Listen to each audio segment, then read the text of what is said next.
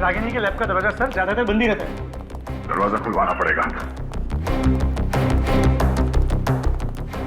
रागिनी, रागिनी दरवाजा खोलो। रागिनी। सर रागिनी दरवाजा नहीं खुल रही है, पता नहीं क्यों। चाबी तो है ना तुम्हारे पास? जी सर। बोलो।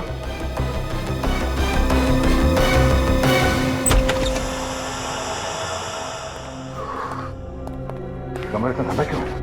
सर वो रागिनी ने एक ऐसा केमिकल बनाया जिससे फ्रिज को ठंडा करने की कैपेसिटी बढ़ जाए। ठीक है, तुम बाहर दो। रागिनी,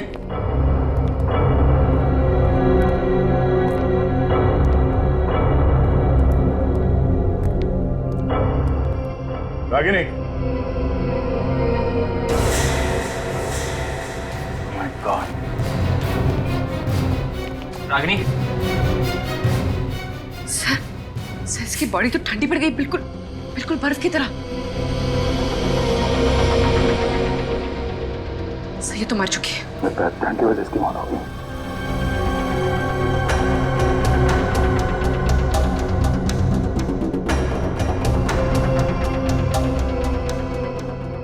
सब चीज अपनी जगह पे है। लैब के अंदर कोई और है भी नहीं, कोई हाथापाई के निशान नहीं।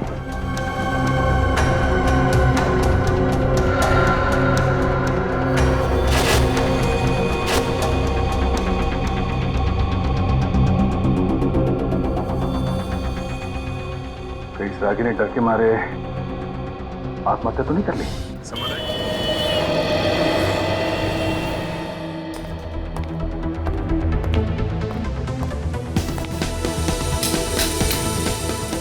नमस्कार, मैं मलिक। एक मजेदार एपिसोड में आप सभी का स्वागत करता हूं। आज एक रहस्य से पर्दा उठेगा, सच्चाई पता चलेगी। भविष्य जानने की इच्छा मेरे अंदर भी है और आपके अंदर भी। ज्योतिष एक शास्त्र है जिसके जरिए हम अपना भविष्य जान सकते हैं। कुछ लोग यकीन करते हैं और कुछ नहीं, मगर सच क्या है ये बताने के लिए हमारे बीच आ रही हैं मशहूर ज्योतिष miss Tania. Please welcome.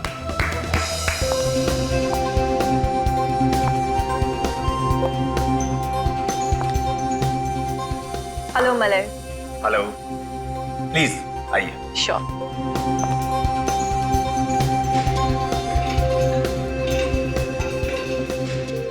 Tania जी, हमारे शो में आने के लिए आपका बहुत बहुत धन्यवाद। Thank you so much. ज्योतिष मेरे लिए एक बहुत बड़ा रहस्य है। प्लीज आप हमें बताइए कि आप भविष्य कैसे बताती हैं? हम सब इस ब्रह्मांड का एक हिस्सा है। हमारी सोच पर, हमारे हर एक डिसीजन पर इन सितारों का प्रभाव होता है। अच्छा, तो इन सितारों से हमारी किस्मत जुड़ी हुई है? बिल्कुल, जैसे इन सितारों का रास्ता तय है वैसे ही हमारी किस्मत। इन सितारों को देखकर मैं किसी भी आदमी का भविष्य जान सकती हूँ। तो हमारी किस्मत तय है, हम इसे बदल नहीं सकते। सुनकर थोड़ा डर लगता है। बिल्कुल, मुझे तो पूरा यकीन है कि मैं आपके इस यकीन को परखना चाहूंगा।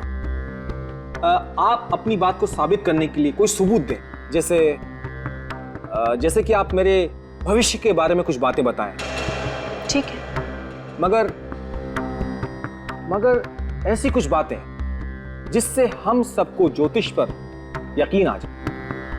ठीक है, आप अपना हाथ दिखाइए।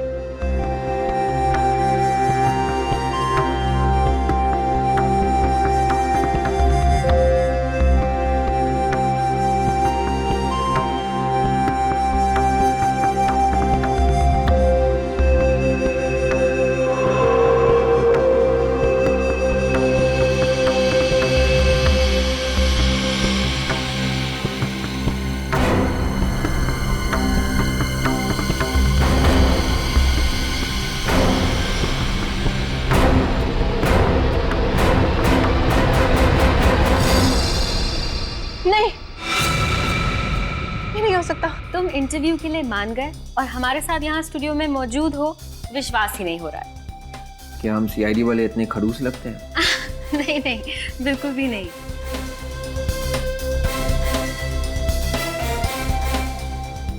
क्या हुआ विवेक, परेशान लग रहे हो? कैमरा और लाइट्स को देखकर नर्वस तो नहीं हो रहे?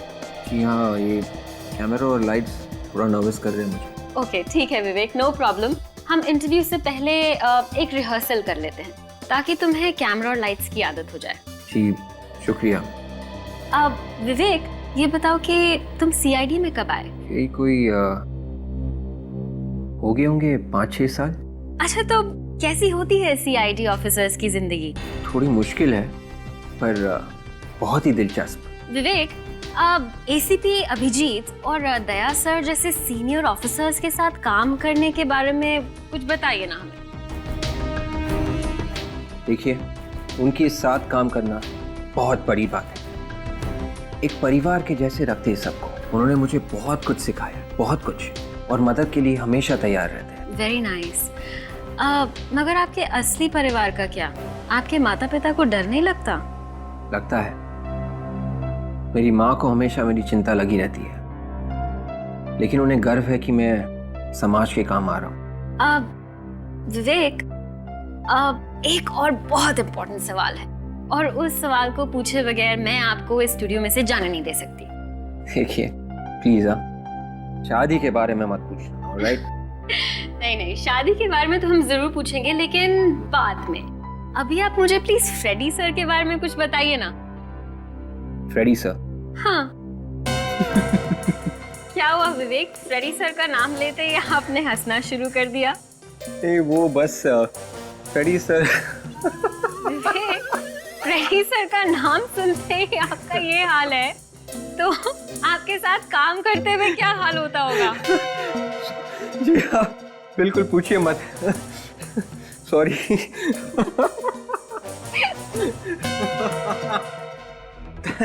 तानिया जी, जो होने वाला है वो बताने के लिए कहा था। आपकी ये घबराहट तो मुझे भी डरा रही है। ऐसी कौन सी बात है? आज आपका आखिरी दिन है। तानिया जी, तो आज मैं मरने वाला हूँ। हाँ। मगर कैसे? मैं तो बिल्कुल फिट हूँ, मुझे कोई बीमारी भी नहीं, और मैं गाड़ी भी सेफली ड्राइव करता हूँ। फिर मेरी मौत कैसे होगी? ये मुझे नहीं पता। कमाल है, मेरी मौत होगी ये पता है, मगर कैसे होगी ये नहीं पता। मैंने तुम्हारे हाथ की रेखाएं पढ़ी हैं और मैं ये नहीं लिखा। ताज्जुब है, रेखाओं में अधूरी बात क्यों लिखी हुई है? भविष्य पढ़ना कोई टीवी प्रोग्राम देखने के जैसा नहीं है जिसमें सब कुछ दिखाई दे। मैं नहीं मरूंगा तानिया जी। कल आप और ये सभी लोग कल मेरे साथ मेरे घर पर नाश्ता करेंगे।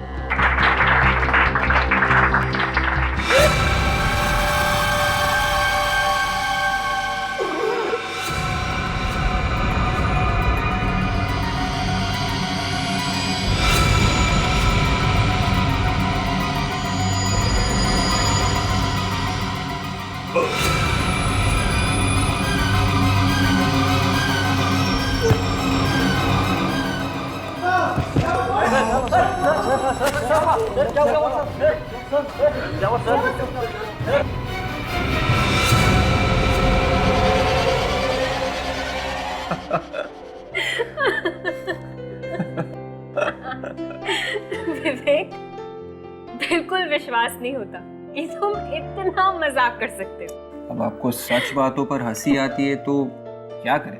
अरे वाह, वेरी नाइस विवेक। ऐसा लगता है पूरी तरह से कंफर्टेबल हो गए हो। तो इंटरव्यू शुरू करें? बिल्कुल।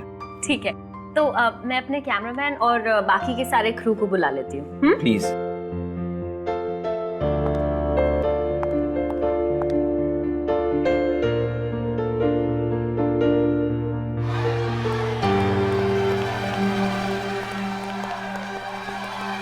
रागिनी, क्या हुआ? पता नहीं विवेक, पर कुछ तो गड़बड़ जरूर है। गड़बड़? भाई साहब, क्या हुआ?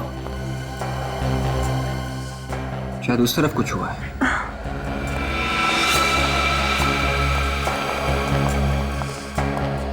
एक मिनट पीछे होइए प्लीज प्लीज। मैम प्लीज, एक मिनट।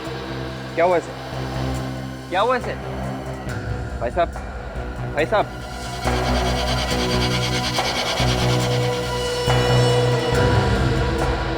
ये तो मर चुका है। देखिए, मैं इंस्पेक्टर विवेक हूँ, सीआईडी से। सीआईडी? जी हाँ, आप लोग प्लीज पीछे जाइए, प्लीज प्लीज। आप में से कोई भी इस बॉडी को हाथ नहीं लगाएगा और ना ही इस बिल्डिंग के बाहर जाएगा जब तक मैं ना कहूं। ऑलराइट, गेट बंद कर दीजिए प्लीज।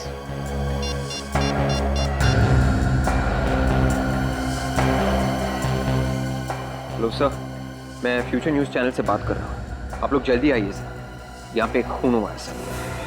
खून हुआ है? आर यू श्योर कि ये खून हुआ है? आप कौन? सर ये मशहूर एस्ट्रोलॉजर तान्या हैं। इन्होंने अभी अभी बताया था कि इनकी मतलब मलाई की मौत होने वाली है। तान्या जी,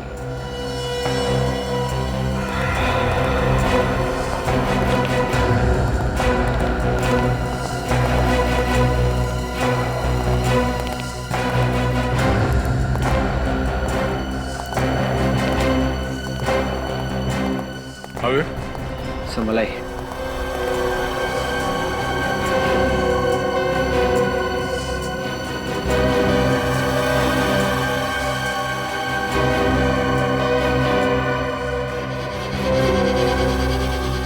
मुट्ठी बंद कर रखी है। मुट्ठी से बंद क्यों है?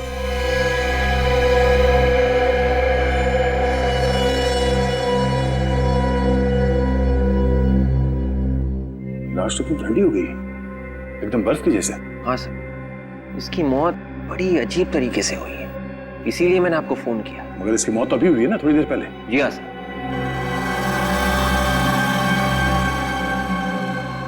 ऐसा लगता है ये लाश किसी फ्रीजर में रखी गई थी।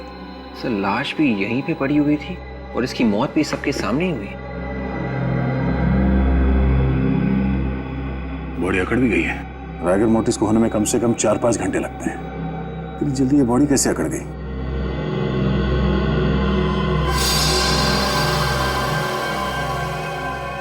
आंखें भी अकड़ गई है और आंखें सफेद भी हो गई। सचिन, ये बॉडी कुछ गड़बड़ है। ये केस डॉक्टर सालुंके की हालत खराब करने वाला है। एक काम करो, लाश को फॉरेंसिक लैब भिजवा दो। डॉक्टर साहब को ये लाश इसी हालत में देखनी चाहिए।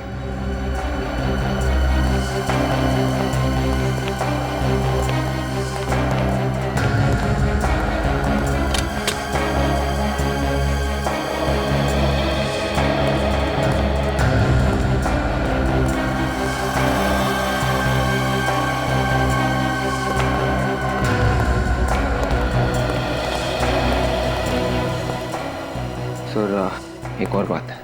क्या? वो तान्या है सर, एक एस्ट्रोलॉजर। मलय उसी का इंटरव्यू ले रहा था। दोनों बैठे हुए थे और रिकॉर्डिंग चल रही थी। उसी बीच मलय ने तान्या को अपना हाथ दिखाया। तान्या ने हाथ देखा और कहा, मलय तुम्हारी मौत होने वाली है। उसके बाद अचानक ये सब। उसकी मौत लिखी हुई थी। मौत को जब आना होता है वो आकर रहती है, उसे कोई नहीं टाल सकता। हम ये समझे कि जैसे ही आपने उस आदमी का हाथ देखा, आपको मालूम पड़ गया था कि ये आदमी ऊपर जाने वाला है। जी हाँ। धनी जी, आपको एक बात बोलूं? मैं आपके बारे में कुछ नहीं बताऊंगी। हमने बड़े बड़े पाखंडी और तांत्रिकों को देखा है, समझी? ज्योतिष विज्ञान कोई पाखंड नहीं है। तो क्या ज्योतिष विद्या एक करंट की तरह है, हा? जो हाथ में तार लगा और फौरन झटका लगा? क्यों? मतलब उस आदमी का हाथ देखते तुम्हारे दिमाग ने बोल दिया कि आदमी मरने वाला है। हा? तुम क्या अंतर्यामी हो, भगवान हो, क्या हो तुम? सर ये भी तो हो सकता है कि ये खूनी के साथ मिली हुई हो। ये आप क्या कह रही हैं? मौत तो ऊपर वाले के हाथ में होती है। हम तो सिर्फ एक जरिया हैं और मैं चाहकर भी मौत को नहीं बुला सकती। तो मलय कैसे मर गया?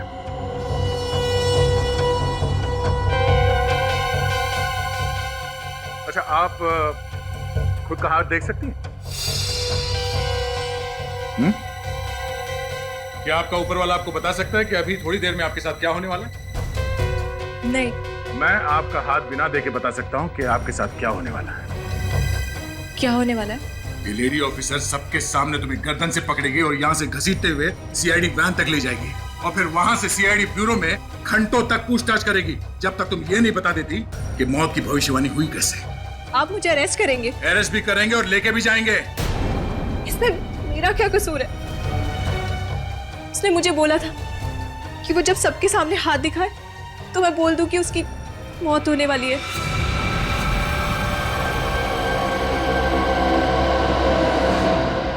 देखा, सीआईडी के सामने भविष्यवाणी भी बदल जाती है।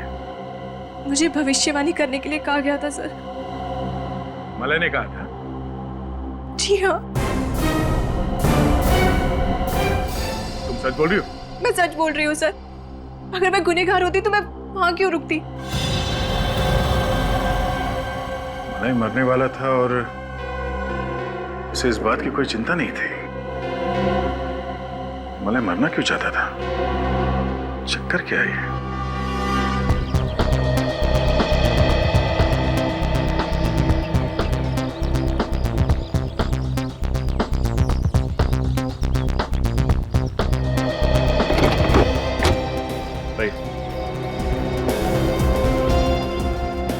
संभाल के संभाल के संभाल के।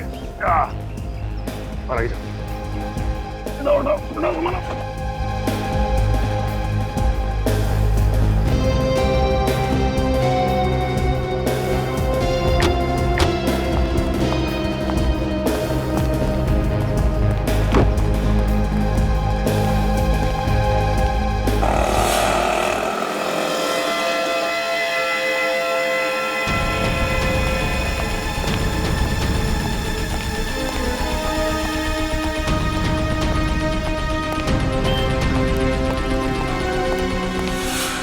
ताला लगाओ।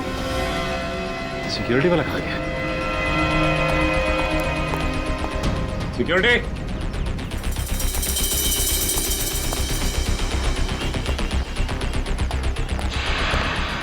Security, security. भाई साहब, ये सिक्योरिटी वाला खा गया। पता नहीं सर। पता नहीं। दरवाजा क्यों खुला है? दरवाजा, लाश कहाँ गई?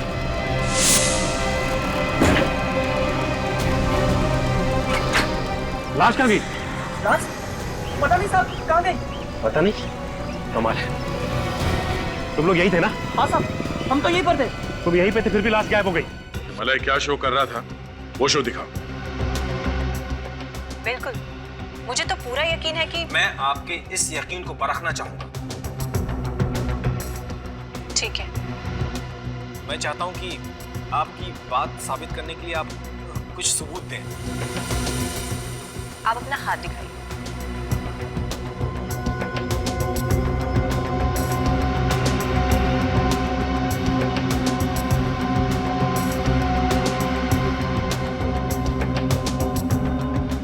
ये नहीं हो सकता।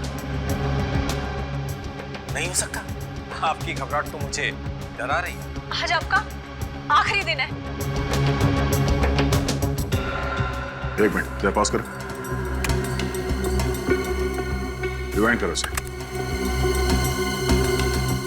प्ले करो। ये बार बार अपनी घड़ी की तरफ क्यों देख रहा है? हाँ सर, और बार बार पसीना भी आ रहा है। लगता है मलाई कोई टेंशन में था।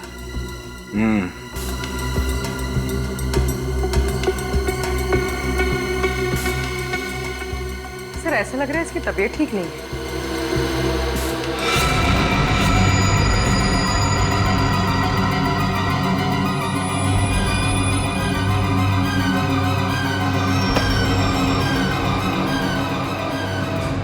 क्या बात है सर? मलय अपने प्रोग्राम में अजीब अजीब करतब कराने में बहुत मशहूर था। कहीं ये भी उसके दिमाग का फितूर तो नहीं? हा? ये भी प्लान था? नहीं सर, ऐसा कोई प्लान नहीं था। मतलब ये मौत एक आत्महत्या है? मलय का शरीर बर्फ की तरह जम गया था, कैसे? मुझे कुछ नहीं पता सर। मैं तो सिर्फ ये सोच रहा हूँ कि उसके बिना मैं शो कैसे करूंगा।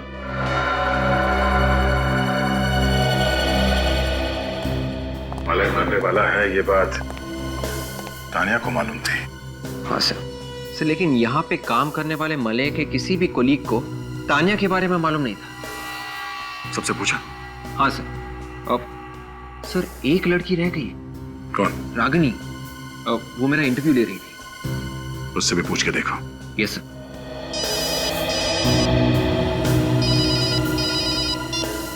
हाँ सचिन। क्या? मलाई की बॉडी गायब हो गई। ठीक है, हम लोग अभी आते हैं। इतनी खुली जगह से कोई लाश कैसे चुरा के ले गया? कैसे? सर मैंने हर जगह देखा, लेकिन समझ में नहीं आ रहा कि लाश गई तो गई कहाँ।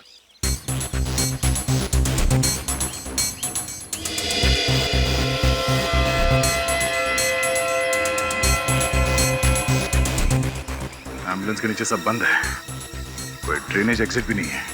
तुम्हें शक कैसे हुआ? सर जब मैं डेड बॉडी को अंदर रखवा के यहाँ से निकल रहा था तो सामने देखता हूँ कि गेट पे ताला लगा हुआ है और सिक्योरिटी गार्ड भी नहीं। वहाँ सिक्योरिटी गार्ड को ढूंढता हुआ मैं यहाँ से इस तरफ आया, यहाँ नोटिस किया कि एम्बुलेंस का दरवाजा खुला हुआ है। ये दरवाजा, लाश कहाँ गई? ओह, मतलब तुम यहाँ से गेट की तरफ चल के गए, तुमने पीछे मुड़ के नहीं देखा और उसी दौरान किसी ने मलाई की लाश को यहाँ से गायब कर दिया। हाँ सर, और इन्होंने भी नहीं देखा मुझे। एम्बुलेंस से किसी को एक लाश ले जाते हुए देखा? नहीं सर। शायद लाश को किसी बड़े से थैले में रखा हो। हाँ? नहीं सर, ऐसा तो किसी को नहीं देखा। अच्छा, सर ये कैसे हो सकता है? कोई लाश ले गया और किसी ने देखा तक नहीं। वही तो कुछ नहीं सर, मैंने सबसे पूछा लेकिन सबका एक ही जवाब कि किसी ने कुछ नहीं देखा। ये लोग क्यों नहीं बता रहे हैं ये तो मालूम नहीं, मगर ये सब एक प्लान है। अगर ये गेट खुला होता तो एम्बुलेंस यहाँ गेट से बाहर चला गया होता, मगर नहीं, गेट बंद था और वहाँ पे कोई सिक्योरिटी गार्ड भी नहीं था। और मैं सिक्योरिटी गार्ड को देखने भी गया। एम्बुलेंस के दरवाजे के पास भी कोई नहीं था सर।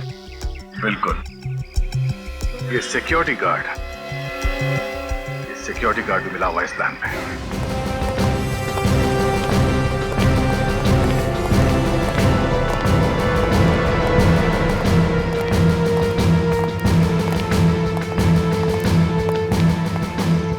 गेट पे सिक्योरिटी करते हो?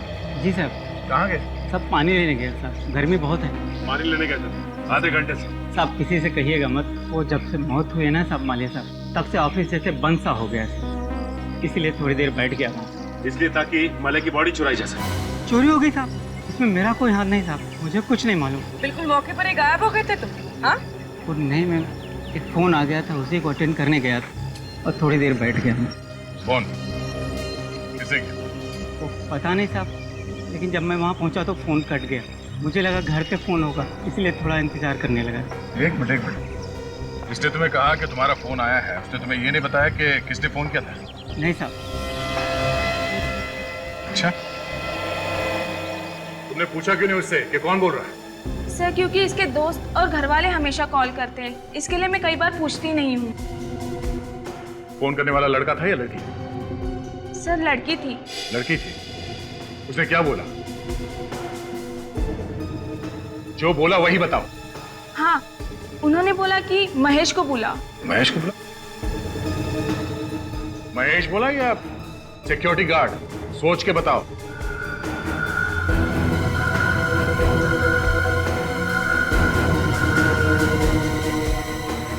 सॉरी सर, सिक्योरिटी गार्ड बोला था।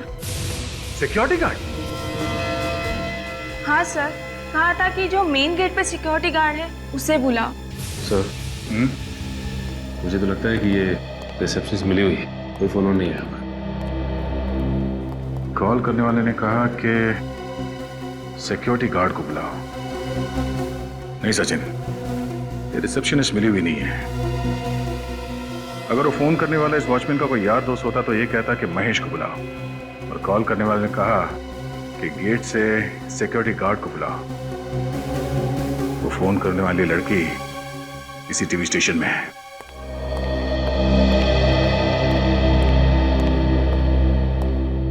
ये रागिनी का फोन क्यों नहीं लग रहा है?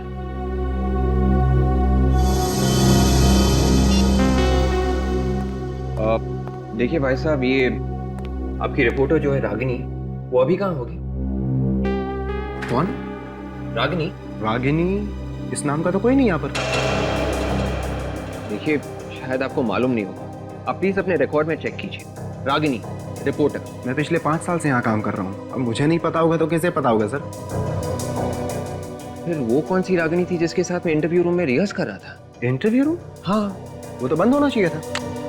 देखिए वो रूम खोला गया था, मैं वहाँ रागिनी के साथ इंटरव्यू के लिए रिहर्स कर रहा था। देखिए आप एक काम कीजिए, आप अपने प्रोग्रामिंग हेड मिस्टर सुधीर को अभी के अभी बुलाएं, मुझे उनसे मिलना है। ठीक है सर। थैंक्स।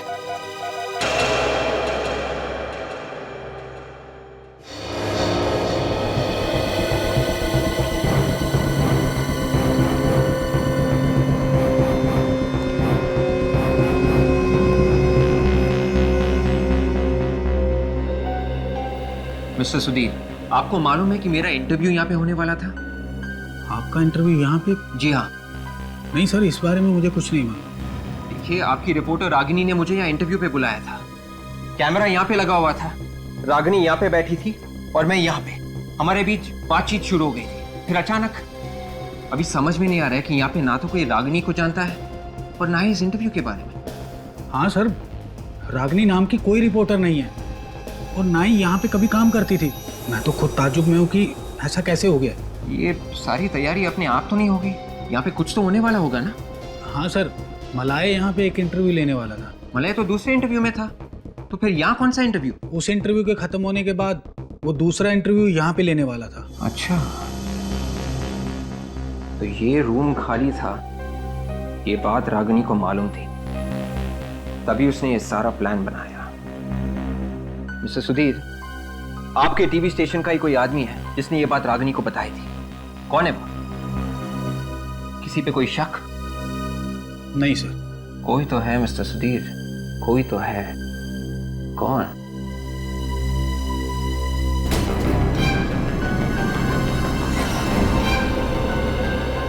मिस्टर सुधीर, वो आदमी कहाँ है जिसने इस कमरे का दरवाजा खोला था? कहाँ है वो? उसे सब कुछ मालूम है।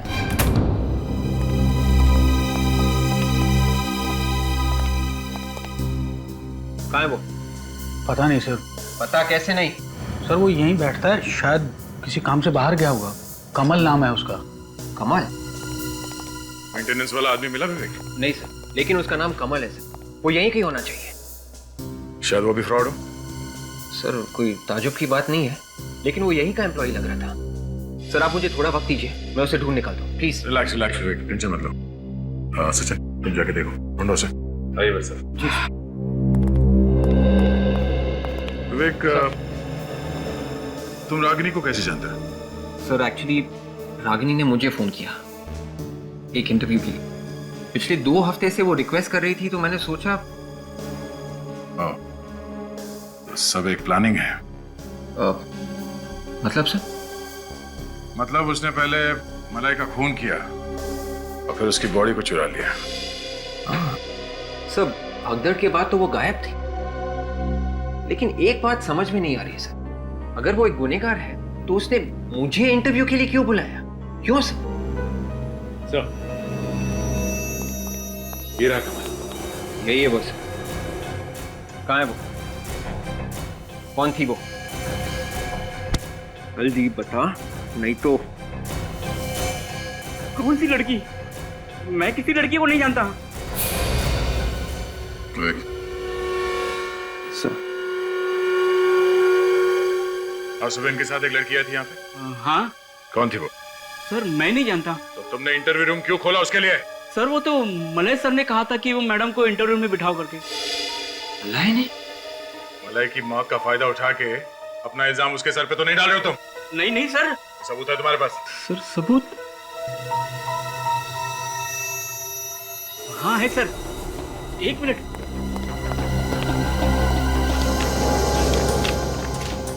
ये देखिए सर, ये देखिए सर, ये मलय सर ने खुद उस लड़के को वहां बिठाने के लिए कहा था और पूरा सेटअप करने के लिए कहा था। ये रही उनकी सिग्नेचर है। इसका मतलब मलय रागिनी को जानता था? ये रागिनी मलय को कैसे जानती थी? सर वो तो पता नहीं, मलय सर ने मुझे कल शाम को ही रागिनी जी से मिलवाया था और कहा था कि मैडम ऑफिस आए तो उन्हें इंटरव्यू रूम में बिठा देना। सर हो सकता है मलय भी रागिनी के साथ इस प्लान में शामिल हो।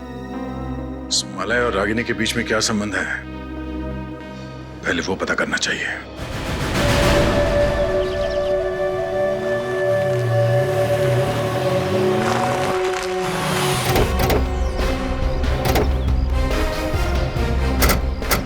सर मलय तो अकेला रहता था, फिर हमें यहाँ क्या मिलेगा? शायद रागिनी के बारे में कुछ पता चल जाए, शायद उसका एड्रेस मिल जाए।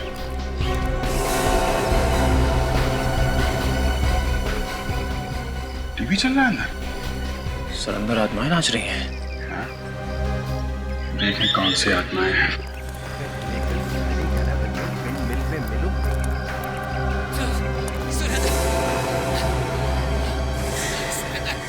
जोर से टीवी चल रहा है, फिर भी आदमी सोया पड़ा है।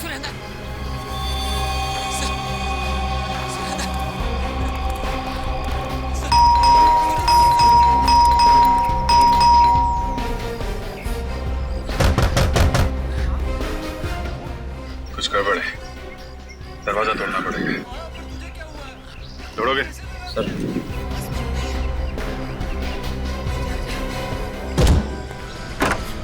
Good job.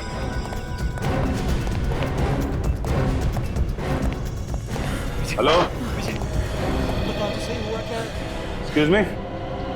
कुछ लोग मेरे पीछे पड़े। हेलो। माय गॉड, ये तो मर गया।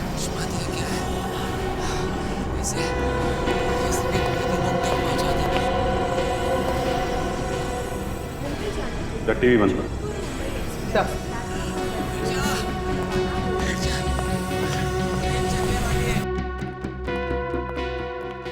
घर को अच्छी तरीके से चेक करो। नहीं कर सर।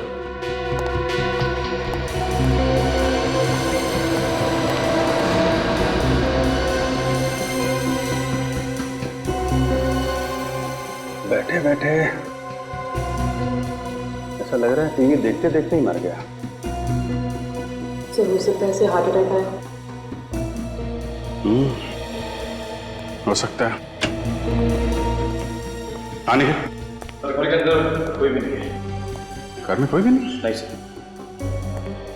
ये आदमी यहाँ पे अकेला है? कौन ये आदमी? एक मिनट, ये क्या है?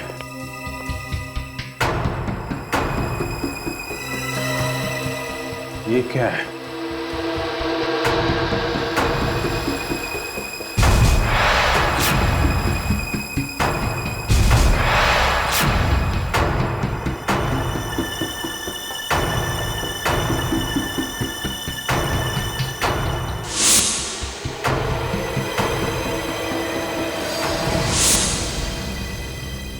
मलय?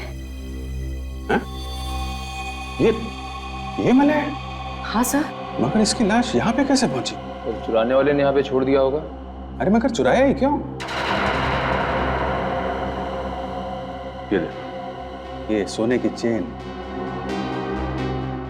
घड़ी और ये अंगूठी वगैरह सब के सब वैसे के वैसे ही हैं, कुछ भी नहीं चुराया। ऊपर से इसे नकली विग, दाढ़ी और मूंछ लगा दी। हाँ सर।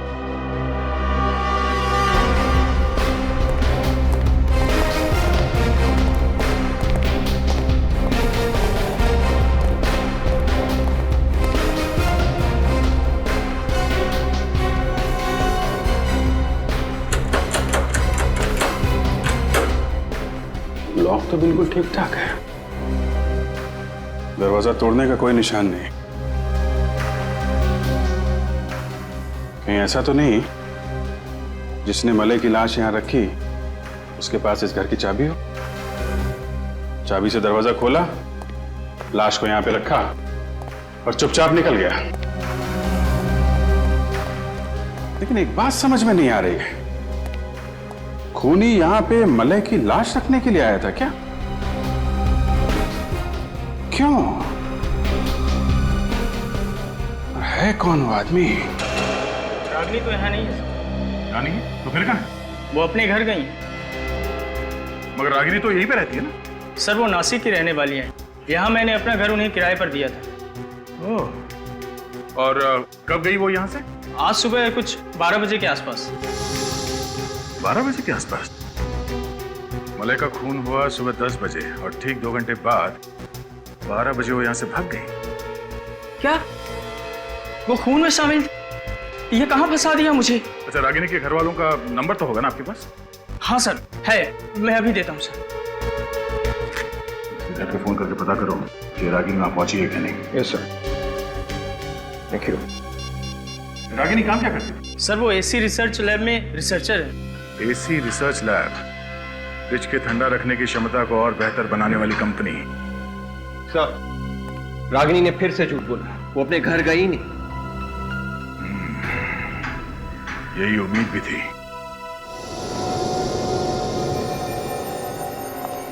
अब मैं बोलूंगा तो बोलोगे कि बोलता है। या साउंड के बोल के तो रहेगा ही, चुप रहने वालों में से तू है ही नहीं। देख, ज्यादा देर पेट में बात को छुपा के मत रख, पेट में दर्द होगा, जल्दी बता दे। पेट में मेरे दर्द नहीं होगा, तुम्हारे पेट में दर्द होगा अगर बता दिया तो। पेट दर्द की दवा है हमारे पास, तू जल्दी से बता दे। इस आदमी की मौत 2 घंटे पहले। देखा, मुझे पता था। आज सुबह जैसे मैं घर से बाहर निकला ना, तो मेरे सिर के ऊपर से एक कौवा हंसते हुए गुजरा।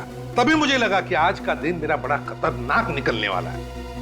अरे यार साड़ू के 2 घंटे पहले मरा ये। हाँ। इस आदमी की मौत टेलीविजन स्टेशन पर हुई, सब लोगों के सामने, सबके सामने, सुबह 10 बजे, मतलब अभी से 8 घंटे पहले। देखो बॉस, एक बार अगर फॉरेंसिक साइंस ने बता दिया कि ये आदमी 2 घंटे पहले मरा है, तो इसका मतलब ये आदमी 2 घंटे पहले ही मरा। यार साउंड की ये कैसे हो सकता है? इस आदमी की लाश को चेक किया गया था टेलीविजन स्टेशन पर, और वो भी दया ने। तब इसका शरीर ठंडा पड़ा था बर्फ की तरह। अच्छा एक बात बता, इसके शरीर में से तुझे कुछ मिला? नहीं मिला तो कुछ नहीं। यार सालून खे, इसके अलावा टेलीविजन स्टेशन पर और किसी को कुछ भी नहीं हुआ। यहाँ तक कि इसके सामने जो ज्योतिषी बैठी थी, तानिया, उससे भी कुछ नहीं हुआ। नहीं यार सालून के, इसके शरीर में कुछ तो था। मैं तो कहता हूँ कुछ तो है जो तुम्हें मिलना चाहिए था, और जिसकी वजह से इसका शरीर ठंडा पड़ा था, बिल्कुल बर्फ की तरह। तू मुझे बता सालून के, हमारे इन्वेस्टिगेशन के हिसाब से इस आदमी की मौत सुबह 10 बजे हुई, मतलब अभी से 8 घंटे पहले, और तू कह रहा है कि इसकी मौत हुई 2 घंटे पहले। तो क्या ये आदमी 8 घंटे पहले मरा और फिर जिंदा हुआ और फिर 2 घंटे पहले मरा?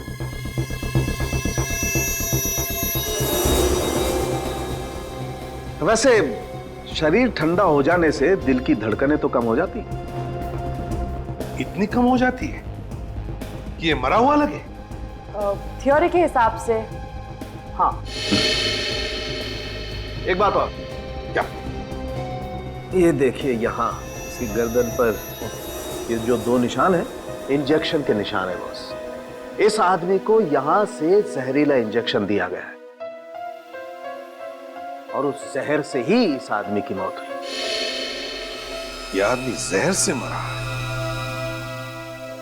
इसे इंजेक्शन दिया गया। जहर का किसने किसने दिया इसे जहर का इंजेक्शन? किसने? हमें रागिनी के बारे में कुछ पूछताछ करनी है। ये सीआईडी रागिनी के पीछे क्यों पड़ी हुई है? जहाँ जहाँ गुनाह वहाँ सीआईडी। शायद रागिनी के हाथ खून में रंगे है। खून? नहीं, ये हो ही नहीं सकता। वो कब से नहीं आई है काम पे नहीं आई? अरे सर, वो तो आज भी काम पे आई हुई है। आई है? कहाँ है वो? अपने लैब में। कहाँ है लैब? चलिए मैं आपको बताता हूँ। चलिए। रागिनी के लैब का दरवाजा सर ज्यादातर बंद ही रहता है। दरवाजा खुलवाना पड़ेगा। रागिनी, रागिनी दरवाजा खोलो। रागिनी। सर, रागिनी दरवाजा नहीं खुल रही है, पता नहीं क्यों। चाबी तो है ना तुम्हारे पास? जी सर। बोलो।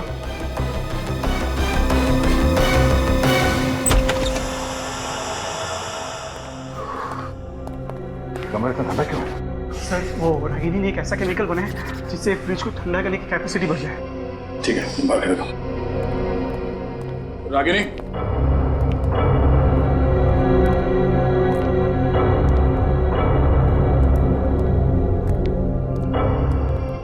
Ragini. My God. Ragini. Sir इसकी बॉडी तो ठंडी पड़ गई, बिल्कुल बिल्कुल बर्फ की तरह। सर ये तो मर चुकी है। की वजह से इसकी मौत हो गई।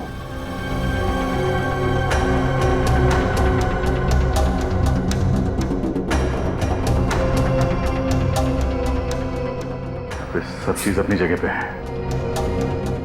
लैब के अंदर कोई और है भी नहीं, कोई हाथापाई के निशान नहीं।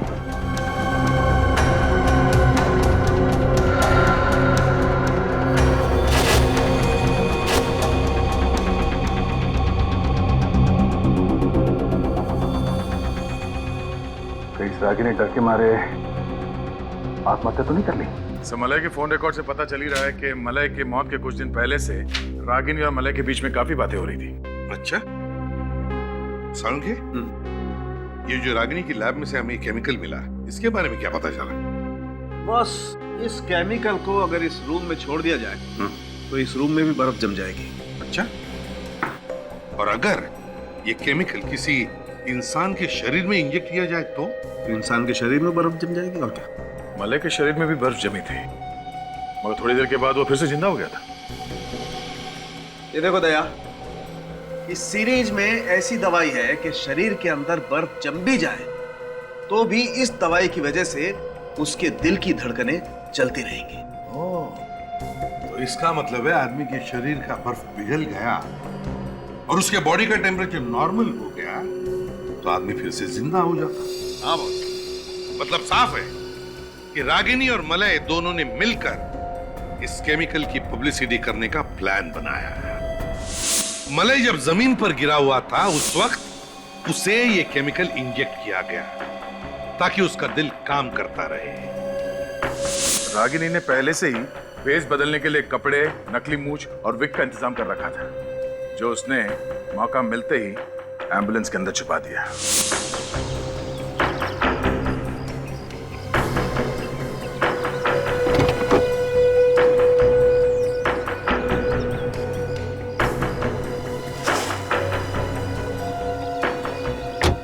मलय को एम्बुलेंस में डालने के वक्त तक होश आ गया था और जैसे एम्बुलेंस का दरवाजा बंद हुआ वो उठा और उसने भेस बदल लिया।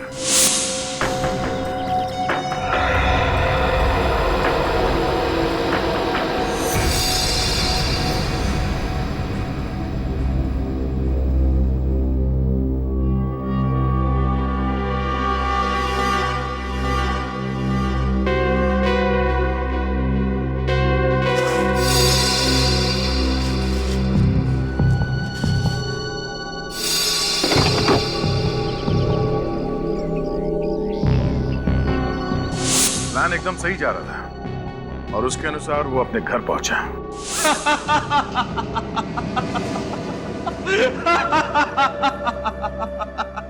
सब कुछ कितनी आसानी से हो गया और किसी को भनक तक नहीं लगी। अंतर्राष्ट्रीय बाजार में कच्चे तेल का भाव $105 प्रति बैरल से गिरकर $73.63 प्रति बैरल पर आ गया है, लेकिन $21 प्रति बैरल की कमी के बावजूद पेट्रोल कंपनियां तेल के दाम घटाने को तैयार नहीं है। किसी भी चैनल पर मेरे मरने की खबर क्यों नहीं दिखा रहे? 5 रुपए लीटर बढ़े थे। उस वक्त कच्चे तेल की कीमत $105 प्रति बैरल थी। उनको पता ही नहीं कि मैंने क्या झेला है। शरीर ठंड के मारे अकड़ने लगा था और इतना दर्द, मौत के मुंह से बाहर आया हूं। जरा संभल के हैं।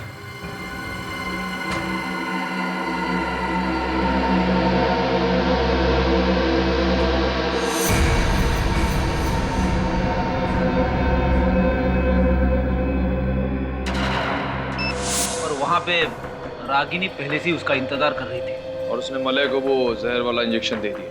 हाँ, लेकिन मलय का खून रागिनी ने नहीं किया है। उसने खुद फोन करके विवेक को टेलीविजन स्टेशन पे बुलाया था, क्योंकि ये सब एक पब्लिसिटी स्टंट था। एक सीआईडी ऑफिसर के सामने ऐसा कुछ हो जाए तो बात बहुत बढ़ जाती है। सर, अगर रागिनी खूनी नहीं है तो फिर खूनी कौन है?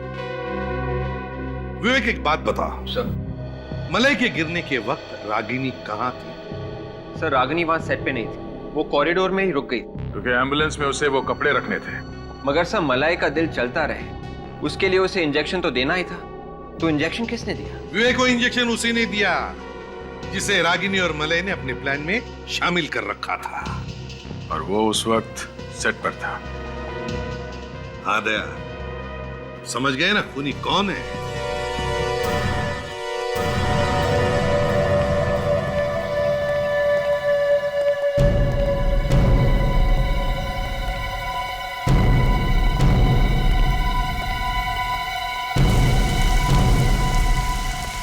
नमस्ते। आप? तानिया जी कैसी हैं आप? मैं तो अच्छी हूँ, पर इतनी सी बात पूछने के लिए आप यहाँ फोन कर दिया होता। फोन पे भविष्य कैसे पूछ सकते हैं? नहीं, ऐसी कोई बात नहीं है, फिर भी। नहीं, हमने सोचा कि जिस मुसीबत में हम लोग फंसे हुए हैं तो उसमें से आप ही हमें बाहर निकाल सकती हैं। मैं? हाँ हाँ, आपको सबका भविष्य मालूम है, तो प्लीज आपको ये भी मालूम होगा कि रागिनी और मलय का खूनी कौन। मुझे कैसे पता होगा? देखिए तानिया जी, अब हम लोग तो हार गए, आपको ही कुछ करना पड़ेगा। मैं कुछ नहीं कर सकती। मतलब आपकी ज्योतिष विद्या फेल? क्यों? क्यों फेल? क्योंकि ऐसा लग रहा है जैसे आपको ज्योतिष का कोई ज्ञान ही नहीं है। आपको केमिकल्स वगैरह के बारे में मालूम है बस। क्या तानिया जी, आपने दिल तोड़ दिया हम लोगों का। मतलब ये तानिया जी कि आप ज्योतिष वगैरह छोड़ के केमिकल्स के पीछे क्यों पड़ गई? वो ये रागिनी के कंपनी में काम करने वाले लोगों के लिस्ट में एक नाम मिला है। पूरी जरा ने देखा ना, देखे ये पहचानती है या नहीं? इस लड़की को पहचानती हो?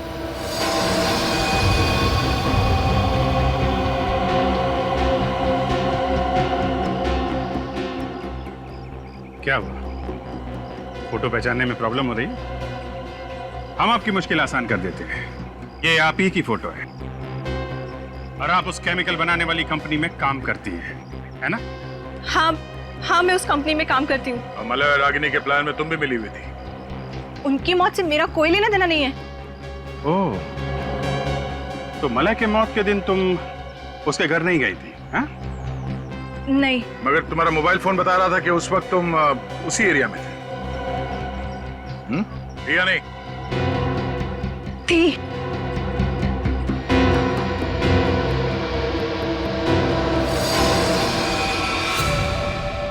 खूनी जब भागने की कोशिश करता है ना, तो उसका एक ही इलाज है।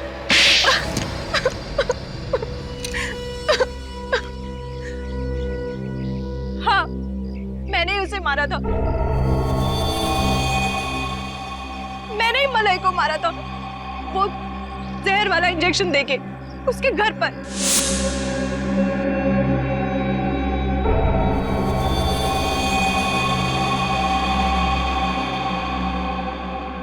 और उस बेचारे को शक भी नहीं हुआ क्योंकि तुम तो उसके प्लान में पहले से ही शामिल थी, है ना? हाँ, मैंने उसे कहा था कि वो इंजेक्शन से ज्यादा बेटर फील करेगा। रागिनी को कैसे मारा? उस दिन लैब में मैं उसी के साथ थी और मैंने केमिकल का कंटेनर खोल दिया और कमरे से बाहर चली गई। उस केमिकल ने फौरन उस लैब को ठंडा कर दिया।